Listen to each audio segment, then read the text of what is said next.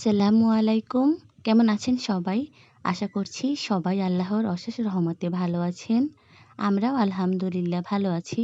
BD রূপা ব্লগসে নতুন আরও একটা ভিডিওতে আপনাদের সবাইকে স্বাগতম। আশা করছি আমার আজকের ভিডিওটি আপনাদের কাছে অনেক অনেক ভালো লাগবে। তো সকালবেলা দুপুরবেলা রান্না করব কি সেই চিন্তা করতে করতে চিন্তা করলাম যে গাছে তো ২ টা রেহা হয়েছে, তো সেই ২ টাই পেড়ে নিয়ে আসি। আমাদের ২ শাশুড়ি বৌমার হয়ে যাবে। যেহেতু আমার বড় ছেলে এগুলা খাবে না বা এইসব তরকারি ও পছন্দ করে না। তো যখন পাড়তে যাব, পাড়তে গিয়ে দেখি কি যে একটা একদম পচে গিয়েছে, একদম খারাপ অবস্থা, সেটা আর নেওয়া যাবে না। আর একটা রয়ে গিয়েছে, তো সেটাই নিয়ে আসলাম। আলু দিয়ে রান্না করলে একটু বেড়ে যাবে। তো আমাদের ২ জনের হয়ে যাবে সেই চিন্তাই করেছিলাম। তো চিন্তা করেছিলাম যে পুঁটি মাছ দিয়ে তরকারিটা রান্না করি। একদম বড়, বড় পুঁটি মাছ ছিল।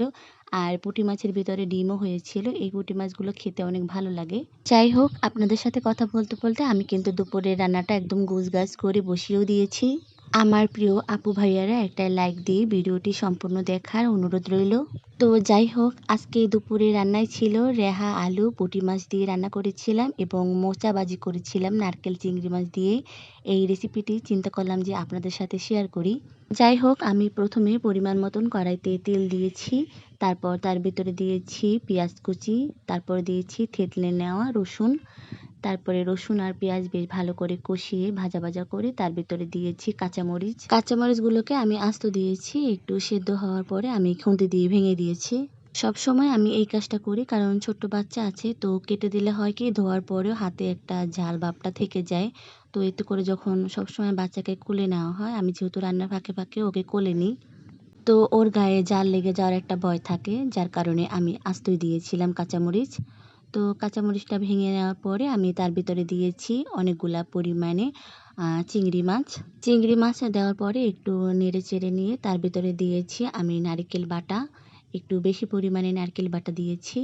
তো তারপরে দিয়েছি হলুদের গুঁড়ি পরিমাণ মতন, তারপর পরিমাণ মতন লবণ দিয়েছি।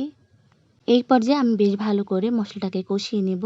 বেশ ভালো করে কষাতে হবে, কারণ তাহলে হয় কি যে নারকেলের একটা কাঁচা গন্ধ থাকে। ভালো করে কষিয়ে নিলে সেই গন্ধটা আর থাকে না। তো ভালো করে কষানো হয়ে যাওয়ার পরে আমি দিয়ে দিয়েছি কুচানো সেই মোচা। তো কুচানো মোচা দেওয়ার পরে আমি বেশ ভালো করে নাড়িয়ে চাড়িয়ে মশলাগুলোকে মিশিয়ে নেব।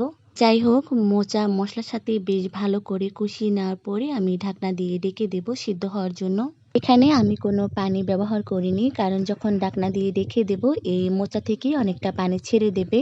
সেই পানিতেই মোচাটা বেশ ভালো মতন সিদ্ধ হয়ে যাবে।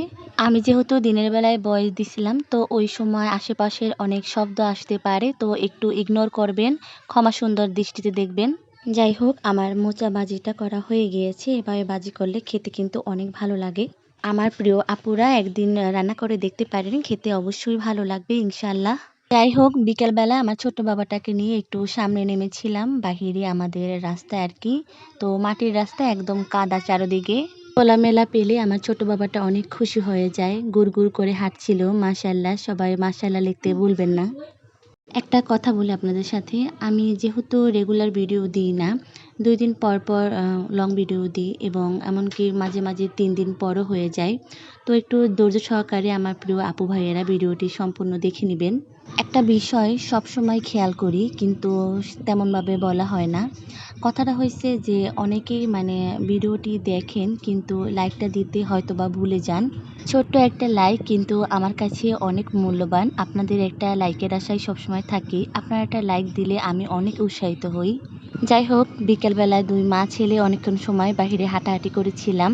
আমার বাবাটা মাশাআল্লাহ কাদার ভিতরে বেশ ভালোই সুন্দর হাঁটাহাঁটি করতে পারে। একটুও আছাড় খায় না। যার চাইতে আমি আরও বেশি আছাড় খাই, এরকম একটা অবস্থা। যে সকল আপু ভাইয়ারা আমার ভিডিওটিতে একটা লাইক দিয়ে সম্পূর্ণ ভিডিওটি ধৈর্য সহকারে দেখে নিয়েছেন, তাদেরকে জানাই অসংখ্য অসংখ্য ধন্যবাদ। আর যে সকল বন্ধুরা আমার চ্যানেলে নতুন ভিজিট করেছেন, তাদের যদি আমার আজকের ভিডিওটি ভালো লেগে যায়, তাহলে একটা লাইক দিয়ে আমার চ্যানেলটিকে সাবস্ক্রাইব করে পাশে থাকা বেল আইকনটি ক্লিক করে রাখবেন। এতে করে আমার ভিডিওটি ছাড়ার সাথে সাথে আপনাদের কাছে পৌঁছে যাবে এবং আপনারা আপনাদের সুযোগ সুবিধা অনুযায়ী ভিডিওটি দেখতে পারবেন এবং সুন্দর একটা কমেন্ট করবেন। এতে করে আমিও আপনার চ্যানেলটি ঘুরে আসতে পারবো এবং আপনার বন্ধু হয়ে পাশে থাকতে পারবো। সবাই ভালো থাকবেন, সুস্থ থাকবেন। আল্লাহ হাফেজ। আসসালামু আলাইকুম।